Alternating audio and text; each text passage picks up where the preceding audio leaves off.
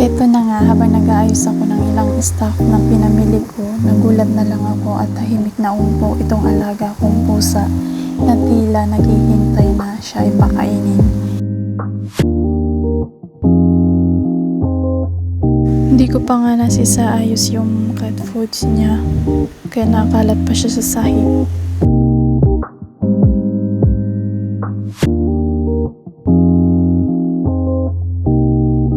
Ang pinaka nagustuhan ko talaga sa pusa kong ito, yung pagiging patient niya. Marunong talaga siyang maghintay kung kailan ko siya pakakainin. Tahimik lang siyang uupo dyan sa malapit sa bowl niya na tila pinapaalam niya sa akin na gusto na niyang kumain. Tahimik lang siyang titingin sa akin na para bang inaalam niya kung tapos na ako ng mga gawain ko. Palibhasa, kami dalawa lang ang magkasama, kaya para bang alam na ng pusa ko yung ginagawa ko sa araw-araw at parang nauunawaan niya ang mga bagay na yun. Pasimple ko nga rin siyang tinitingnan, lihim na lang ako napapangiti at sobrang amo ng mukha na tila baga nagpapakit. Kahit ang totoo, normal na talaga ang pagiging cute niya, lalo na kapag oras na ng pagkain, lalong lumalabas ang kamuha ng mukha. At ang makita na nga niya na tapos na ako sa mga ginagawa ko, lumapit siya kaagad, excited na umikot-ikot sa paanan ko. Hindi pa nga napigilan ang mapatalon sa sobrang excited. At ito na nga yung pinakagustong gusto ko talaga sa alaga ko, sa tuwing hahalikan niya ako na para bagang doon niya pinapakita yung pagmamahal niya at pasasalamat niya.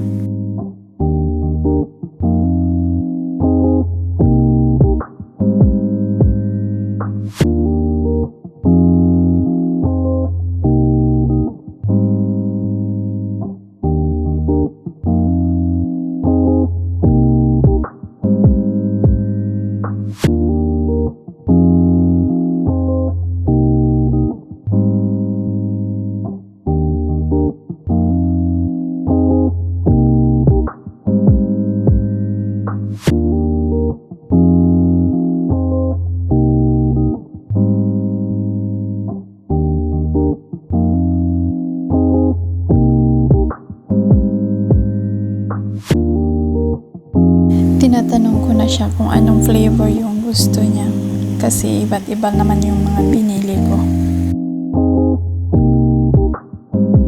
Pero wala siyang ginawa kundi maglambing, umikot-ikot sa paanan ko at humalik-halik.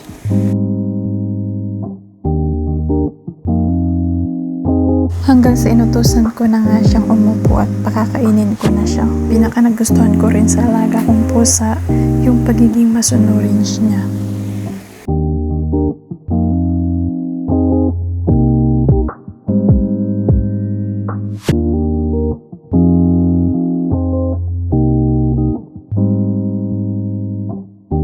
At ang napili kong ipakain sa kanya yung Shiba Salmon flavor kasi isa yan sa pinaka-paborito ng alaga ko.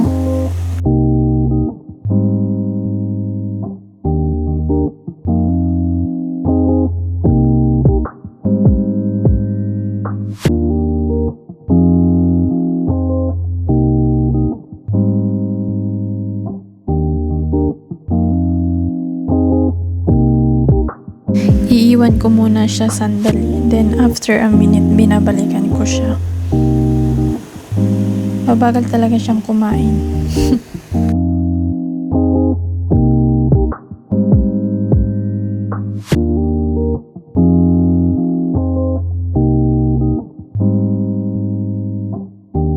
Pero sa totoo lang, malakas talaga siyang kumain kapag iniiwanan ko nga siya ng dry food o kahit wet food sa lalagyan niya. Maya't maya binabalikan talaga niya hanggang sa maubos, hanggang sa wala na siyang makita.